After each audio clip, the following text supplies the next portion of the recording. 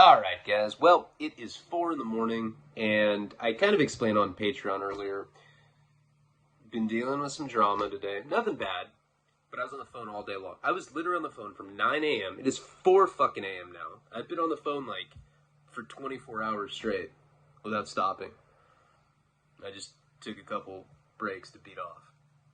But I didn't even hang up. I was just like, hey, hold on. Yeah, I'm back. No. Just had to pee. I thought it'd be weird, and I'd put on mute so that you didn't have to hear the piss hitting the toilet bowl. Alright. Why you huffing and puffing? Alright, man, I was beating off. I fucking knew it, Leone. You're a bitch. Alright. No, I'm just kidding. But I have been on the phone, like, all day today. It sucked. Just dealing with legal stuff, and not, like, criminal stuff, but legal drama. I'm one of those people where, like, when I got out of prison, on this last one, anybody that was nice to me, I trusted. Even though I shouldn't. That makes no sense. Spent all this time in prison, where, like, you'll become best friends with someone. They're like, dude, let's go play volleyball. You're like, so down, bro. And, it's going to be the sunset. It's going to be beautiful out there on the yard. Let's go. And then you go play volleyball, and they fucking stab you while you're serving. And you're, like, laying there bloody. And you're like, why? And then you hear, like, the rep, like, hey, man, you weren't supposed to stab Ryan. Wrong guy. My bad, man. We still cool? And you're, like, twitching with blood puddling out of you. You see stuff like that happen in prison all the time, so you get these really weird trust issues. It's very strange, because I'm paranoid in one sense that, like, bad stuff's going to happen to me. But on the other sense, I'm super forgiving. Like, when people apologize to me, that really means a lot to me, and I'm like, okay, I'm a forgiving person. That's a good quality that I have. Also, if I make a mistake, I'm pretty quick to apologize. But one of the problems is that I trust people way too easily, probably based on that dynamic. So anybody that was nice to me when I got out of prison, I didn't have anything going for me. I was working at a roof company on commission, not selling anything, because I didn't know anything about roofs. And you had to buy a ladder to work at this company. It's like $500. I was like, how? I came to you because I need a job. I don't have $500 to buy an extendable ladder. What the fuck's wrong with you people? And so I'd show up at people's houses without a ladder. I'd be like, oh, I left it at the other job. Do you have one in the garage? So right off the bat, I'm showing up to places just looking super unprofessional. I didn't know anything about roofs. And so I just wanted to get out of that. I wanted to be able to do something creative. I didn't know what. My book wasn't doing that well at that time. Messed up the documentary. So basically everybody that came into my life in the beginning that saw some potential in me was like, yeah, sign this. I was like, what does this mean? Like, it means if you don't give me $700 a week, I get to cut your dick off and send it to some of my relatives. I'm like, that sounds like a fucking bomb deal. Let me sign that. And then later, I'm not saying that I'm, like, super successful now, because I'm not. But, man, I'm in a hell of a lot better situation than I was a year ago. I'm selling screenplays now. I got Patreon going. I got YouTube. Got other book deals that are out right now. I've just been grinding. I've been working hard. But the problem is in that beginning period, I trusted way too many people.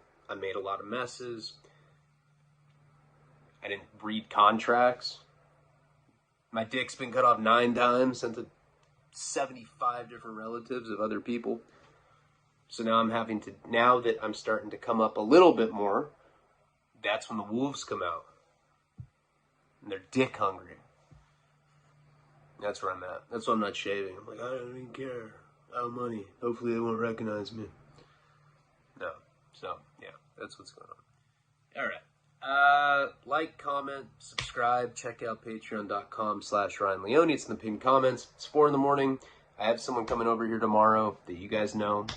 Character on one of my major storylines that you guys have never seen. I've never had her on here. I don't even think I've posted pictures of her on Patreon. She's going to be here at my house tomorrow. And I'm going to try to get her to go on the show. And you guys will be happy. It's a good person. Hopefully I can. At least I get her to do like a little video. A little 15-minute Q&A. I might do a live. for Patreon. I don't know. I haven't decided yet. Or, I mean, I actually really have to ask her and see what she's willing to do. So, fact is, I was on the phone, still 4 in the morning, and I'm like, you know what? I'm not going to let my Patreon people down. That's how solid I am. Just to be completely honest with you, kind of. Alright, let's get into the story. So where we had left off last time, sorry for the repetitive shit. We already went over this. Okay, so where we had left off last time, I'd met this couple. I don't remember what this couple's name was. I should name them, but then I forget their fake names, so I don't know what to call them. Just call them the girl and the guy, because that's easy to remember. I don't have to be like, yeah, Easy Eddie. And they're like, that's my dad. He's a biker. He thinks you're a bitch. I'm like, what? Said that name was made up. I know you know that. I'm just not taking shots at anyone. So I'm in Worcester. Actually, I'd woken up in Atlantic City, New Jersey. I wore a FUBU shirt that was literally the size of a dress. Had to walk out of this motel. I'm in the middle of Atlantic City. I've never been there before. Yeah, it was the first time I'd been there. And I called my dad collect. And he hung up on me. He's like, you're on drugs. And it's because I was kicking. And then there I was crying on this curb. And this couple ends up finding me. Driving an RV. This girl, pretty good looking hippie girl, comes up to me. Because I look like a junkie. Shouldn't say that right off the bat. I mean, we've already covered all this. Basically, there was this hippie girl who turned out to be a prostitute. And then there was this depressed guy who's like, yeah, I'm just going to clutch the steering wheel. He was a really weird guy. Creeped me out. Like, when she wasn't around, he got even weirder, you know? Have you ever thought about murdering religious people? I'm like, yeah, man, all the time. Shit sounds fire. He's like, yeah, me too. Oh my god, dude, Jesus. I'm like trying to joke with him, but he was like a straight up, could be a serial killer. And I told you guys the whole story. It was a weird couple because they were literally not drug people. And her parents got killed, and then she like became so fucked up from depression that they like sought heroin addiction for her. Started with pills, but you know, eventually it evolved. And then he told me the whole story, and then he got on heroin just to try to get closer to her. And now they're in this RV and they're going cross country while she's prostituting herself out in like different cities. At least that's what they told me. I don't know. I was like, all right, that sounds believable, whatever.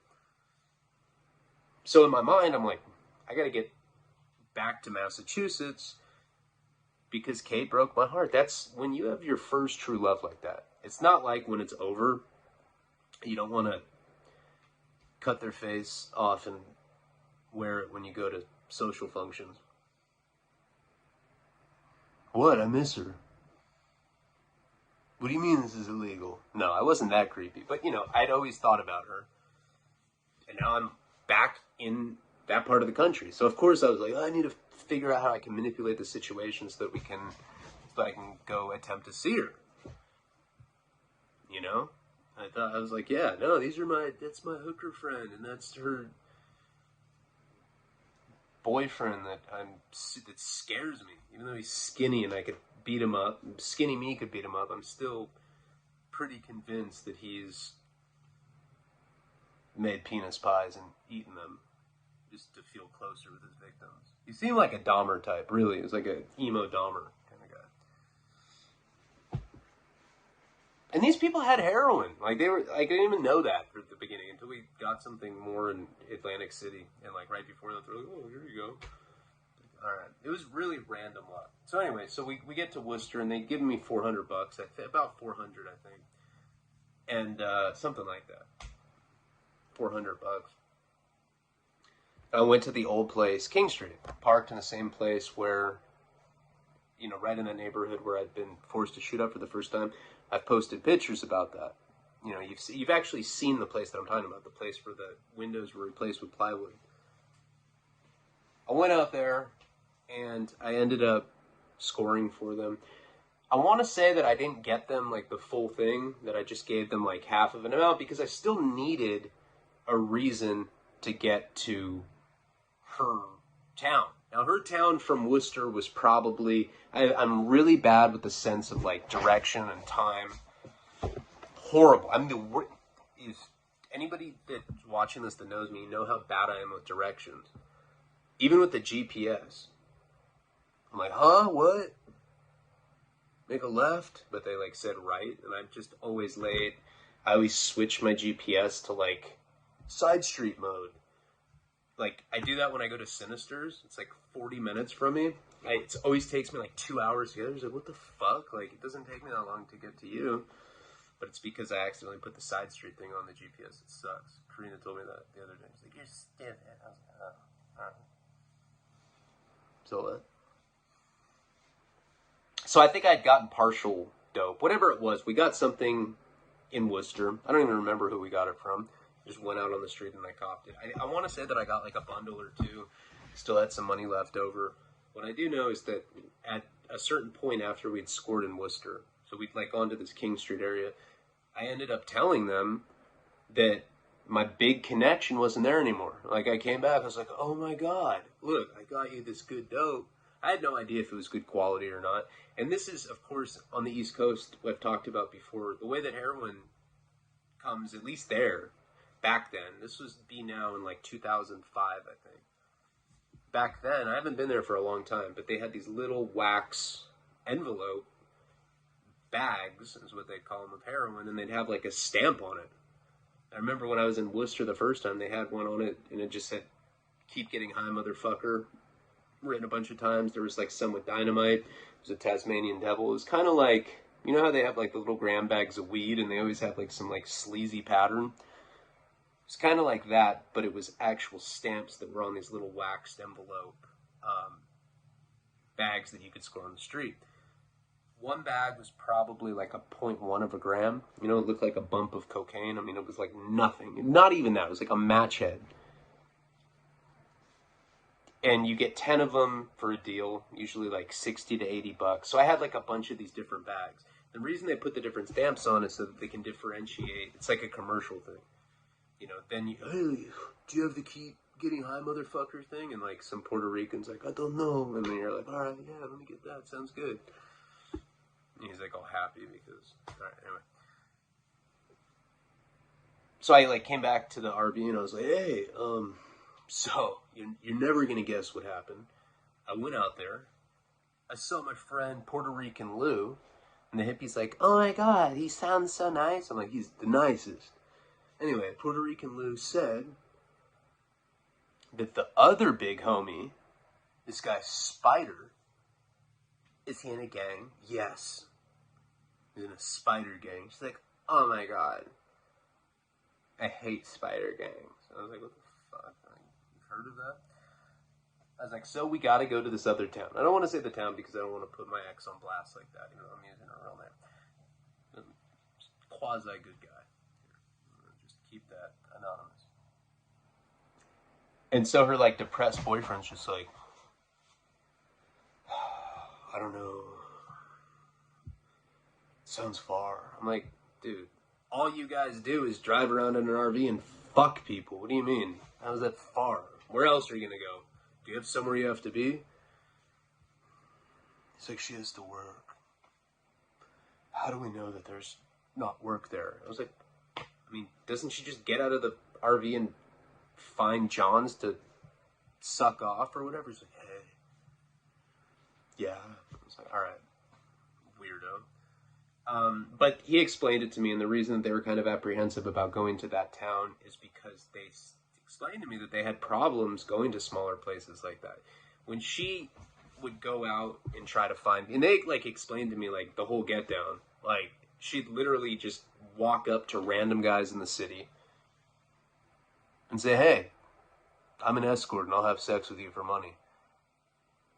And I'm like, and guys would do it? She's like, all the time. She really didn't look like your typical prostitute. I mean, I'm not going to say she was Julia Roberts in Pretty Woman, but she wasn't like a streetwalker looking purse. She didn't have like fishnet stockings on and shit. Just like some girl that ran an Etsy shop that just sucked some dick for money on the side. Love people like that. And you just go up to dudes and ask them. But what they had said is, like, in a major city, they could go, they could park, he'd sit in the car. I'm like, you don't ever go out to protect her? He's like, no. It's like, why not? He's like, I don't want to get hurt. I was like, God, dude.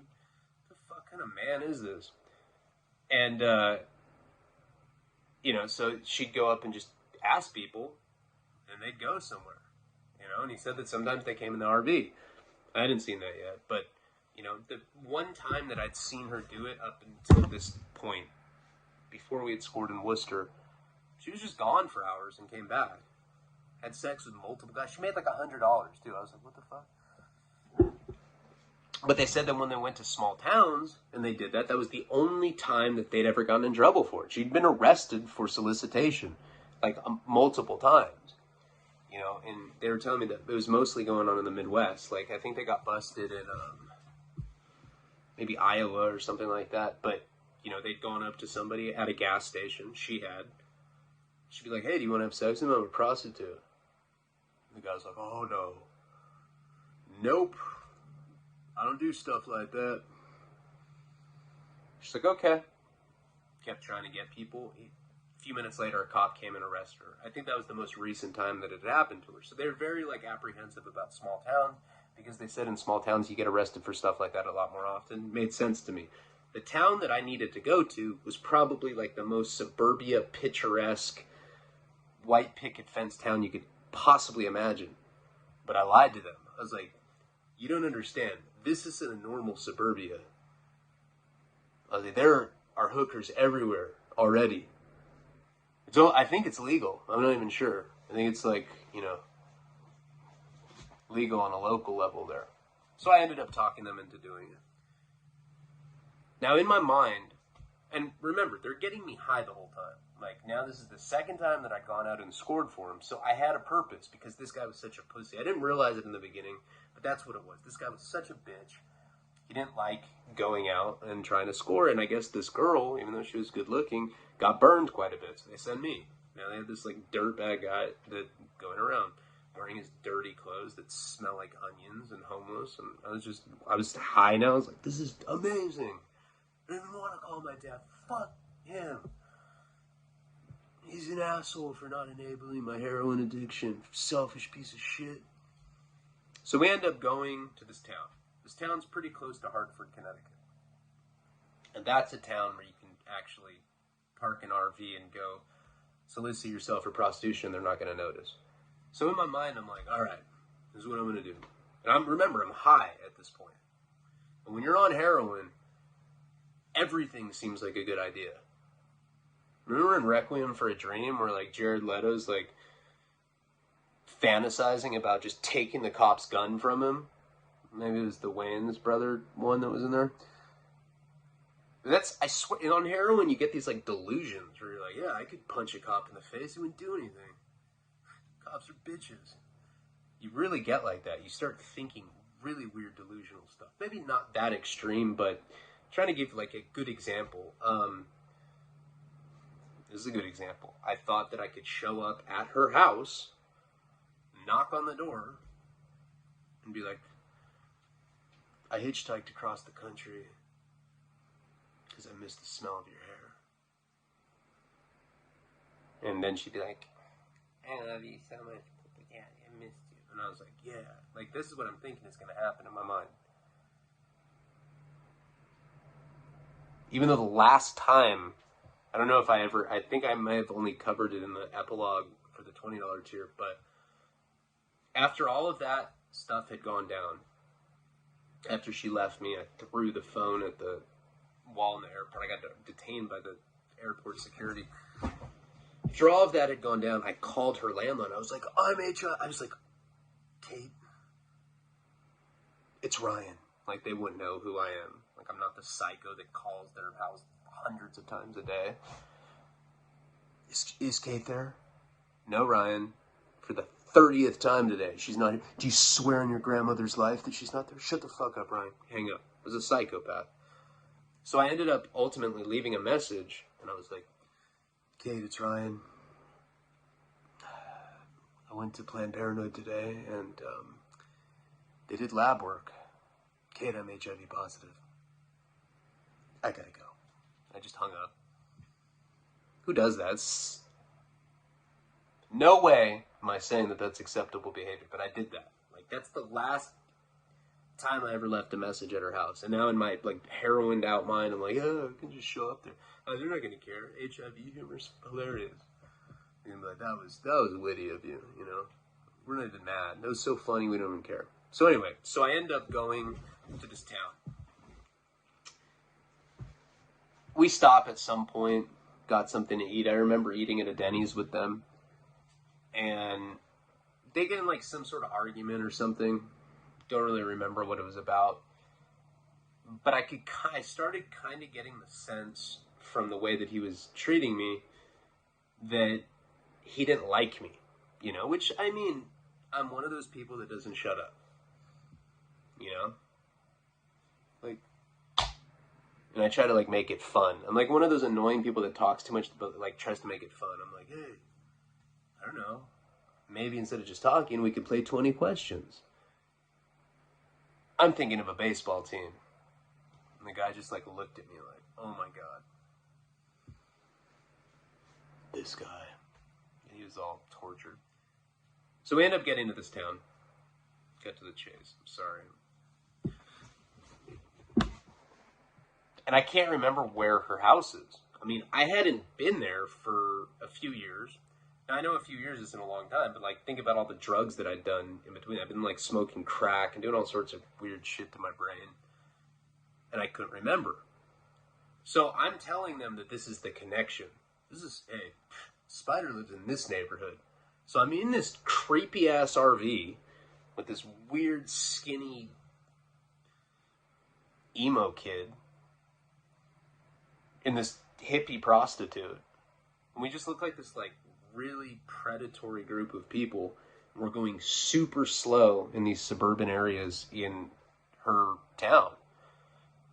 And I'm like, I only know what it looks like by look, which was true, but they didn't know that I was trying to go stalk my ex, or I guess that's not what I was doing. I was trying to say hi to her.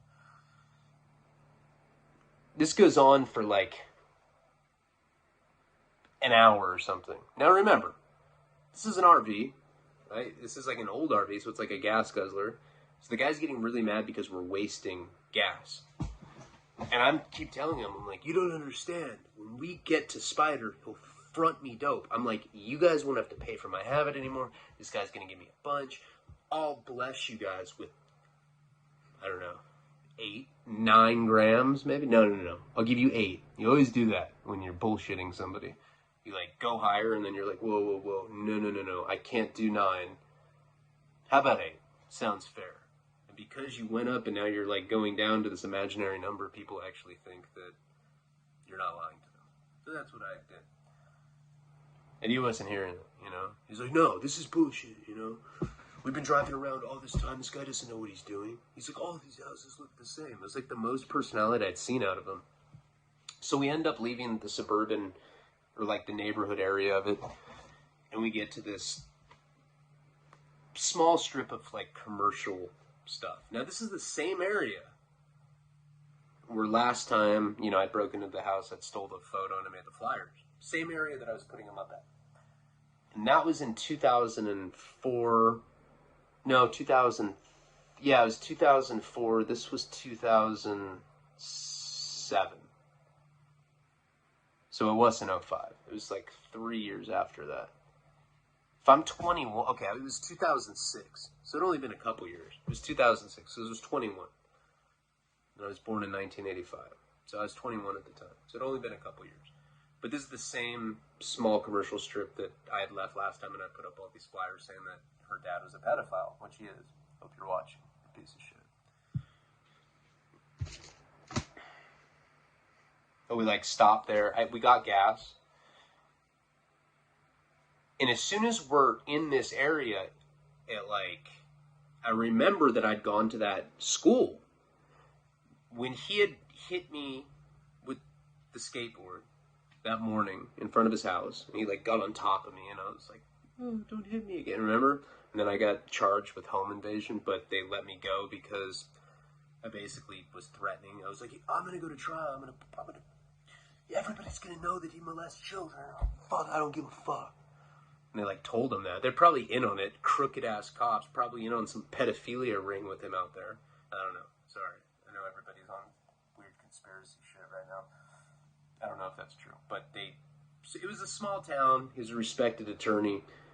I think they just thought that I was some acne-faced heroin addict that was just trying to make problems. You know, I don't think they were necessarily in on it.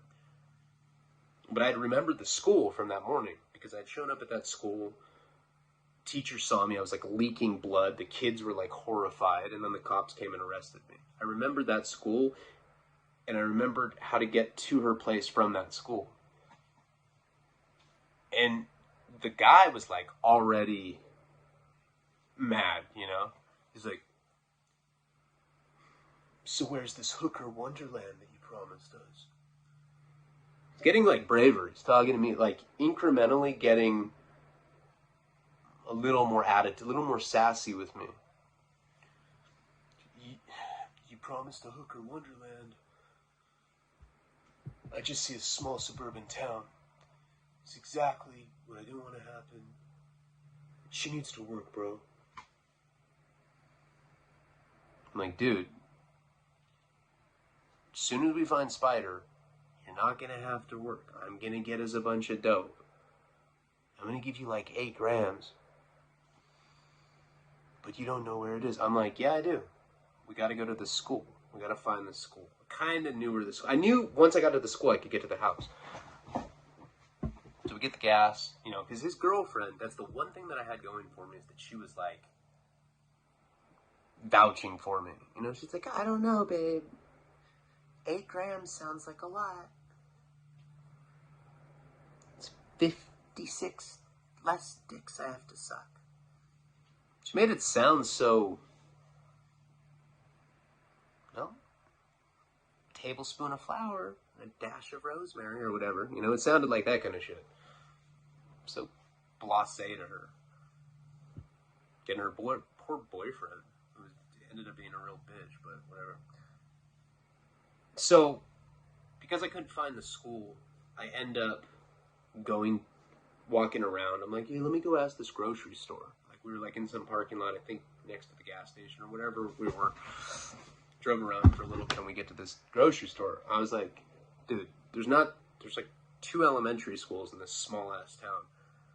Let me go ask somebody, you know? And so I'm like in this parking lot outside this grocery store, and I'm like asking people where the elementary school is. People are just kind of like not being friendly with me. I don't think anybody recognized me, but nobody's telling me where the school is. I'm like, hey, where's the school? And they just would like keep walking. I was like, where am I? I felt like I was in some like damned village or something. Finally, I go into the grocery store, and there's this like bulletin board up. No idea why I looked at that bulletin board. You know, I was just in this grocery store, and I was kind of just like looking around. And I see this like corner of a flyer. I'm almost positive. I don't, to this day, I don't know. And I'm probably wrong, you know, because it was probably like that much of it. It wasn't enough to like be able to read anything. But I saw an L. Like this thing had been ripped and there was just this L. And I had written local pedophile in your area or something like that. Local was the first word that I put on there. And I saw it on this bulletin board when I walked into the grocery store. And I was like, what? Is that my flyer? This is a couple years later. I never even put up a flyer at this particular place. But I had so many of them. I got like hundreds of these flyers. And I was just like putting them up everywhere. And I was like passing them out to people. I was like putting them up on trees, on telephone poles. I put them up at the country club. And I was like convinced that was my flyer. I even wrote a short story called Ghosts. I think you can Google it. If you Google my name and Ghosts, I think you can read the short story I wrote about this particular incident. I talk about like seeing the cut corners of flyers like that. Or I don't think I'm talking about pictures, but I'm talking about this specifically. It was like some sign, you know? I remember it just like invoked the whole situation for me. I don't know, it was weird. You know, it's like a small town, stuff like that. I'm sure it doesn't happen that often in my mind. I was like, oh, this has to be some sort of sign from like, you know, from God. No, I didn't believe in God then, but I don't know. I was tripping on this. So I ended up talking to somebody at the grocery store. I talked to a clerk because every single person that I asked wouldn't help me. And I guess looking back in retrospect, now that I'm telling the story, it was probably because I was wearing homeless garment. I was wearing like, you know, this t-shirt with like these gnarly pit stains on it. I looked homeless. My hair was like all unruly. I had zits everywhere. And they tell me where the school is. But seeing that little piece of the flyer, it was like maybe that big, but I saw an L on it. I was like, I think this means she still loves me. Whatever weird crackhead interpretation of it was like some sign that obviously is significant to me because I'm making such a big deal about that happening. You're fumbling, Ryan. Do the air thing. Bring it back. So we end up going to the school. Get to the school. You know, we drive there. We go to the school. I'm like, all right. Go left down the street. Now my heart's beating. You know, it's like the sign from the flyer. I'm like feeling all energized by this whole thing. Sign from whatever. I'm going to get my love back. And if she won't take me, I'll wear her face to parties. What up, I'm Kate. From Mass. Alright, anyway. So we end up going down the street. Again, I couldn't figure out which house it was. It'd been like long enough where I just couldn't remember. Now this guy is getting mad, you know, and he's not intimidating, so it's not like scared me. It's just like, come on, man. It's like, this is really, I kind of feel like you don't know what you're doing. And also, this is like the upper middle class. You really expect me to believe that there's some sort of heroin dealer named Spider? I don't even know if that was the name. I'm just the name for the purpose of the story. Some weird shit like that I made up. I was like, yeah, I'm telling you, if we can find him, I'm going to be able to front you this dope. We looked for it for a little bit longer. He wasn't feeling it, you know, and he's like, hey, we're just going to go. I was like, dude, all right, I'm going to get out then, man. Because I know Spider's going to hook me up, and I'm just going to get out of the RV. And then I thought about that for a second. I was like, wait, then I won't have any dope. There is no Spider. I was like, wait, no. It's like, come on, man. Like, what else are we going to do? He's like, I'll tell you what else we're going to do.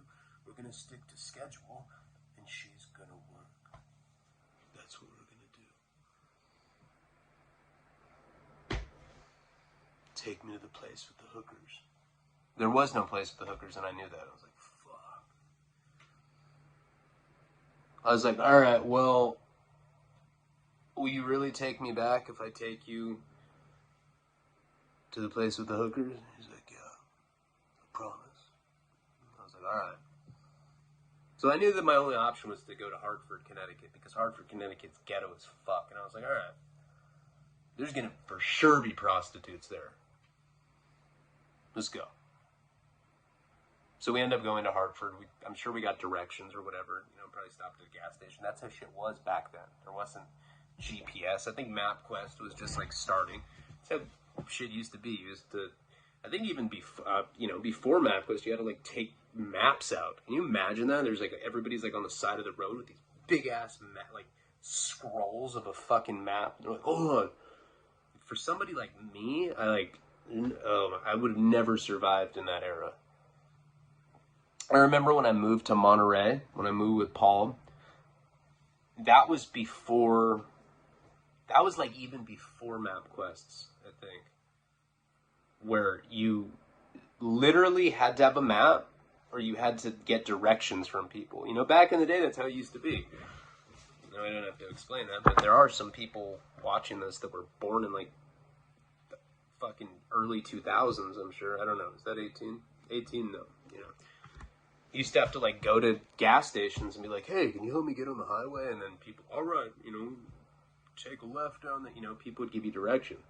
When I lived in Monterey, I remember I used to get, you know, because I was strung out. Paul lived with me. So if he was with me, he would be able to, like, get us back. And that's by Salinas, with, like, it's like a super ghetto agricultural town. And I would get lost for 4 or 5 hours at a time, not be able to get home. Sometimes I'd be dope sick, lost like that. Hours just driving around aimlessly because my ADD is that bad. Someone would tell me directions and I'd just be, like, thinking about something else.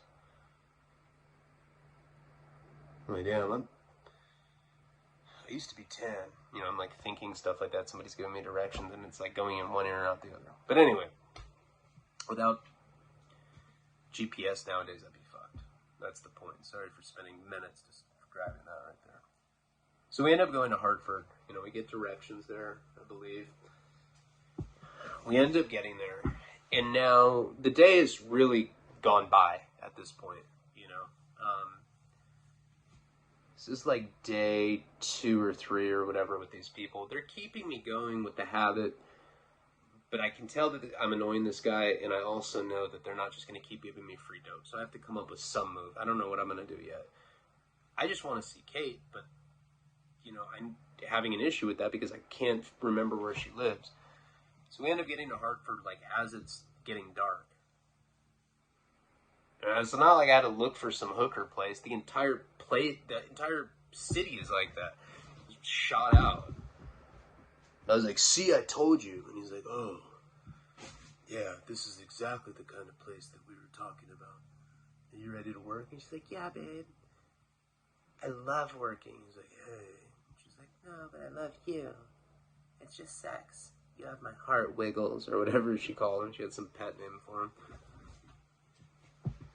So we end up, like, pulling up into this super, super rundown spot. Remember, there was, like, an alley, but, like, one of those really wide ones that went in between buildings. Big enough for the RV to pull into it. We end up pulling into this alley, and when we get there, I'm like, hey, it's really dark out there. It's scary. You know, this is a city that's pretty dangerous. Why don't I tag along? I'll kind of be in the distance. I just don't want to see anything happen to you. Honestly, I would tell you guys the truth about this. The reason I was saying that is because I didn't want to be stuck with Weirdo again for hours while she's going around turning tricks like that. That was my sole purpose of doing this. And he's like, yeah, well, I'll just sit here and squeeze the steering wheel. I was like, I know you will. You're good at that. I'm going to go out. I'm going to make sure she's okay. Okay, all right.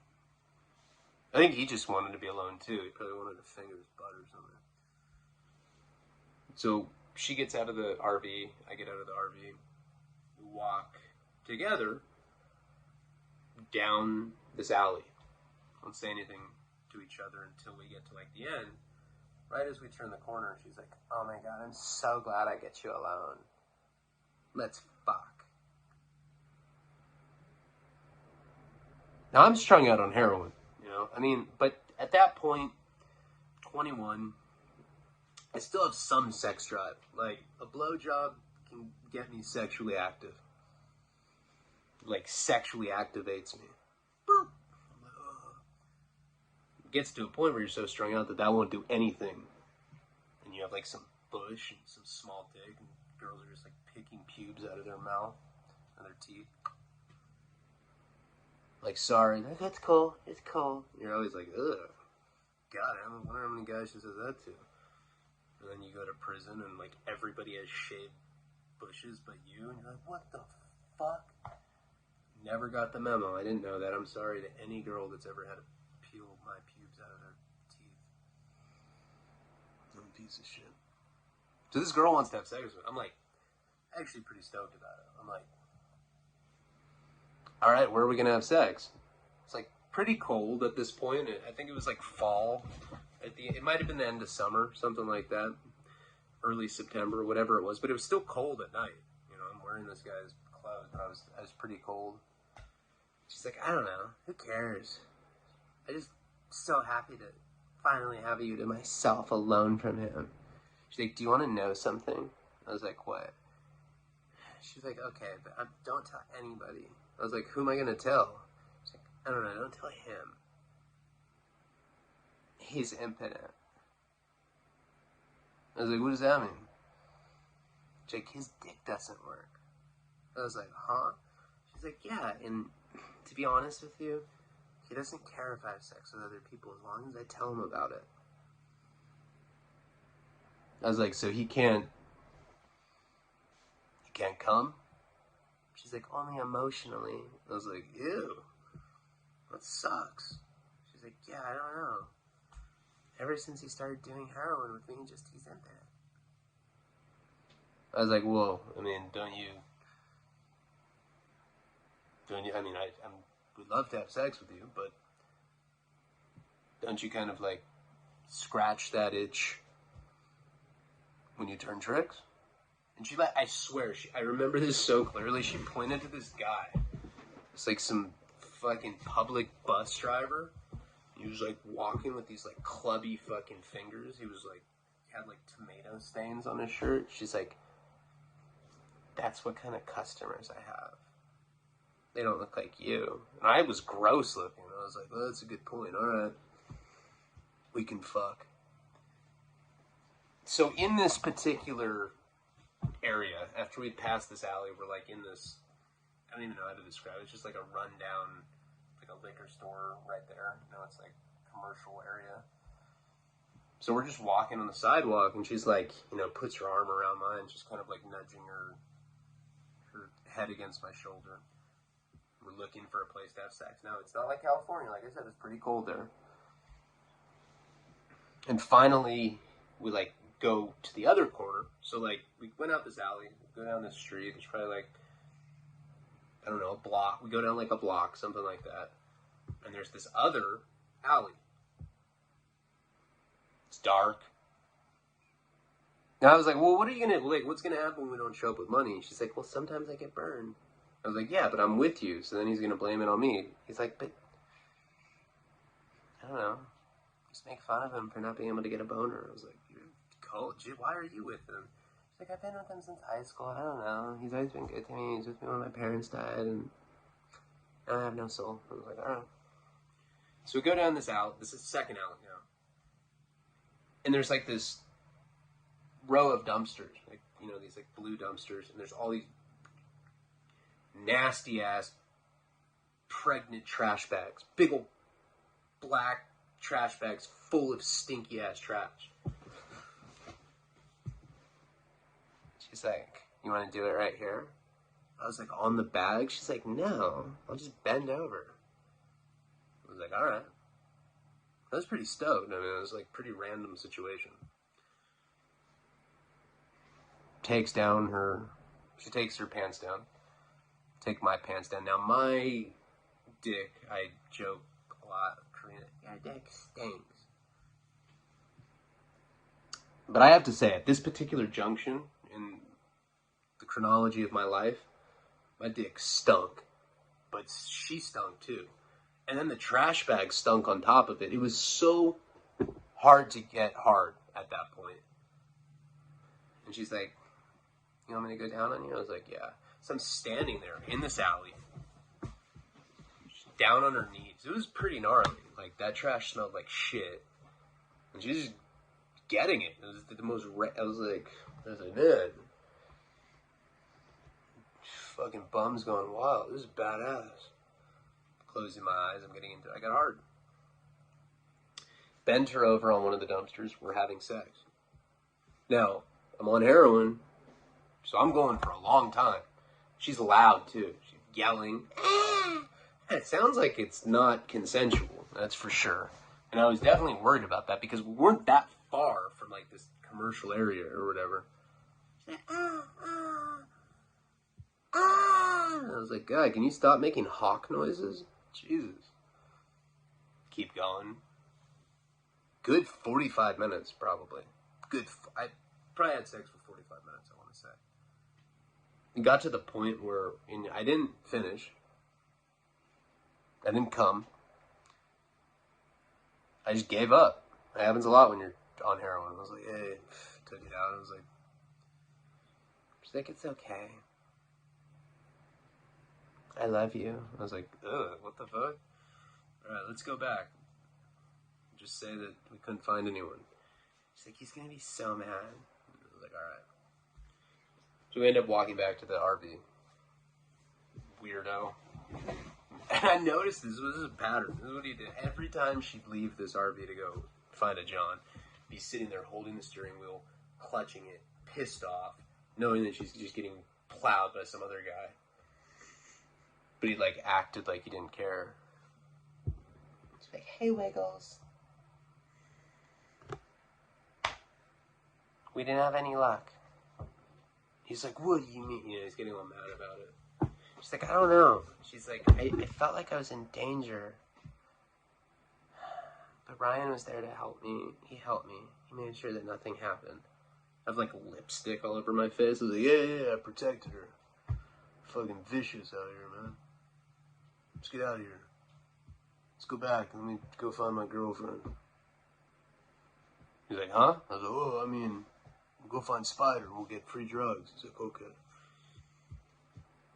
So he's like, we're going to have to sleep, you know? We're going to have to find a place to sleep. So we ended up going back to Massachusetts, back to the small town that Kate was from. And what's cool about that is there's like a lot of wooded areas there. You know, there's like, back when I was with her, her parents had a station wagon, and she would take me to all these like crazy, you know, she'd be like, yeah, this is Lookout's Point. These were the seniors used to take me and butt fuck me when I was in high school. Yeah, this is my first anal experience, right in the car. It was whatevs. I was like, oh. No, that's not how I was like, I was all jealous and shit. So I kind of knew, not like an exact spot, but I kind of knew like a place where we could go kind of unnoticed. We parked the RV in one of these like parking lots that's in this wooded area, whatever. He's all mad, and she's like, you know that I'll get it tomorrow. It's all good.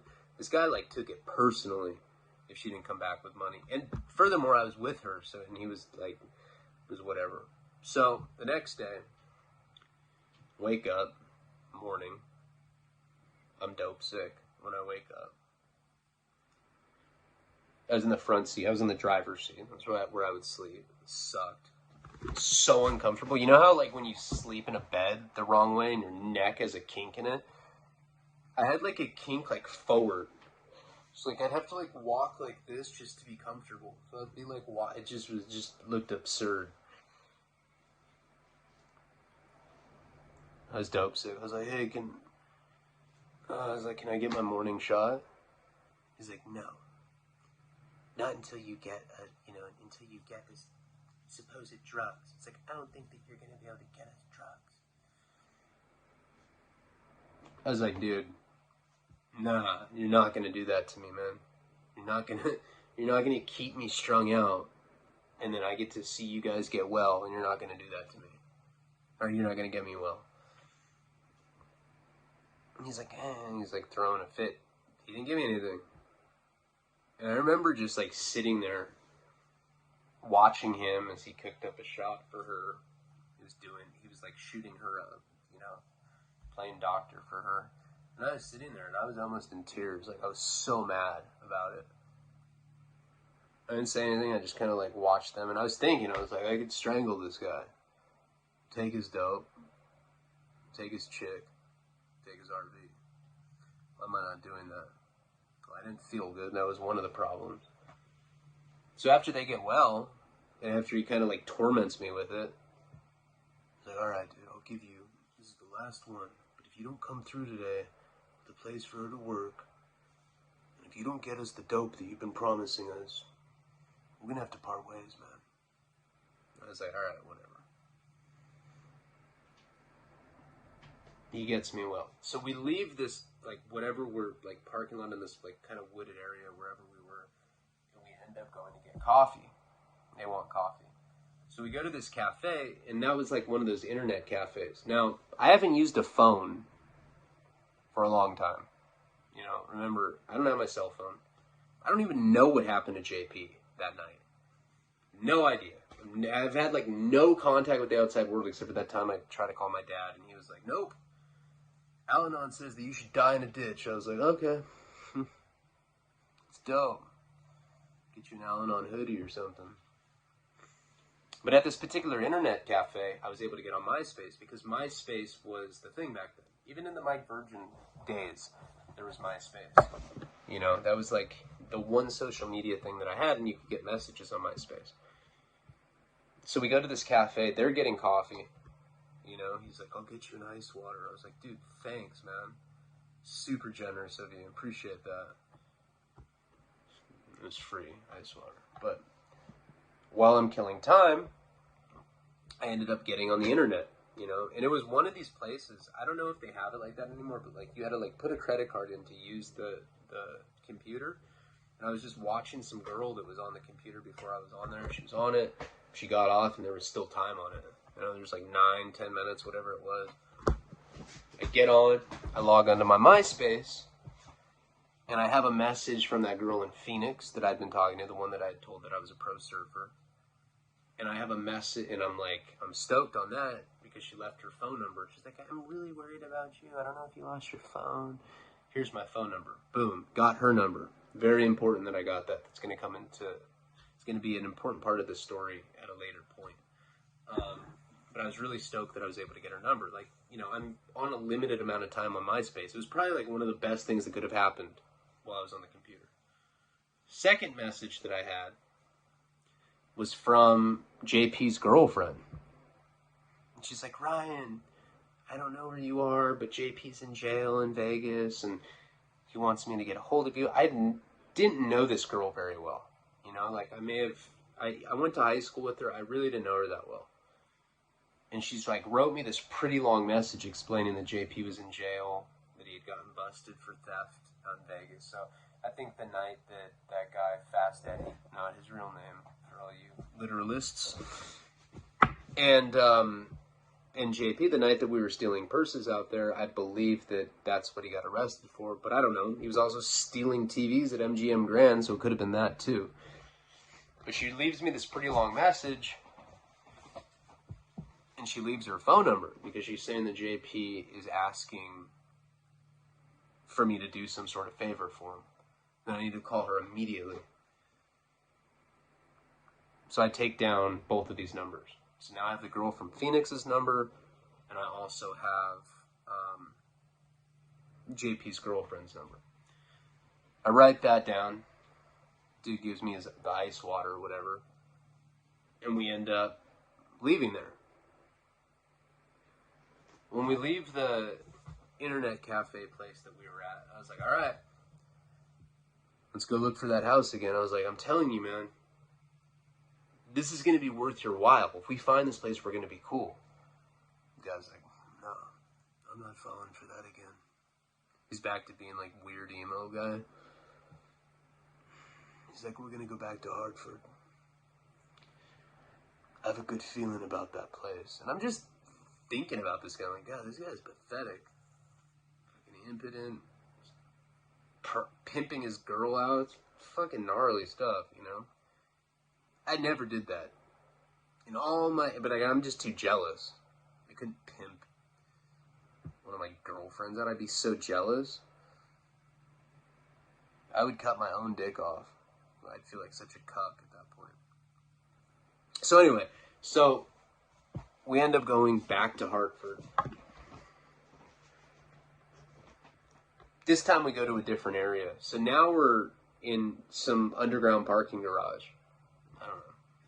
You know, we'd found like what we thought was like a projects area or whatever. Kind of bad area. And then there's this like commercial underground parking lot. You had to pay like $3 to get in. But it seemed like the most inconspicuous place to leave the RV. Go park there. And it was like one of those big-ass underground parking garages, you know. I don't even know if it had like a specific purpose or like where it led to, but I remember we had to pay money, and he was like, "That's coming out of Spider's dope." I was like, "All right, yeah, for sure, man. I'll be sure to throw in an extra $3 worth of heroin for you. I got you." All right. So we ended up parking, and I was like, "All right." Now at this point, after I had sex with her, his girlfriend, there was definitely like noticeable. You know how like sometimes when you sleep with someone, there's like this unspoken thing between you. I hate that. I grew up in a pretty small place. Well, not that small. There's like 500,000 people there. But when we were all drugged out, fucking each other, I was pretty much fucked everyone's girlfriend. That's cool. You know? I mean, whatever. As I got older, I was like able to cope with that. I was like, all right, well, that guy fucked her. And then like now I'm like, hey, babe, you fucked him, really? How big was his cock? And she's like, oh my god, it was so fucking big. I'm like, fuck you, don't say shit like that to me, lie. I'm like, fuck that fool. She's like, yeah, I was joking. But you know how, like, maybe it's a bad example for yourself, but you know how, like, you look at people and there's, like, a certain chemistry and you can tell that they've had sex? I mean, sometimes it's really obvious. Someone's, like, smacking the girl's ass. It's like, yeah, give me a Coca-Cola. Thanks. But, like, I always find that awkward when I've had sex with a girl and she's moved on to, like, another dude that I'm friends with. And we're, like, hanging out. We're like, yeah, let's shoot pool at this pool hall. I'm like, all right, cool. And we're, like, shooting pool, and, like, the girl that I've had sex with, doggy style, is bending over, hitting a pool cue. And I, like, can't look because I know what that looks like without the jeans on, you know? I'm just like, oh, whoa, whoa. And then the friend knows, so it makes it even weirder. But sometimes when people don't know, you're able to read these signs. I swear, right after we had sex, something changed between me and her. She almost was mad at me, I want to say. Like, how dare you fuck me when I offered? And I was like, yeah, shit. I really messed up, I'm sorry. She was actually, for like a homeless girl that was a prostitute that lived in an RV with her impotent boyfriend, she was pretty hot.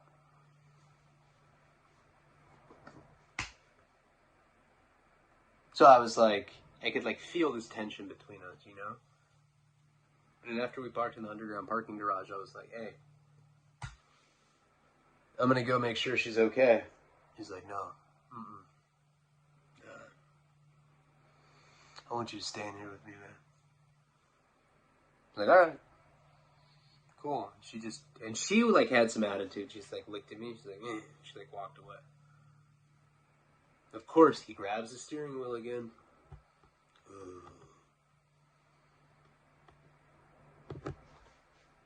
Silence. I'm sitting in the passenger seat. I'm like, all right. Well. Hartford's great, right? It's one of the dopest underground parking garages I've ever been in. Just to be completely honest, which will kind of. He looks at me and he's like,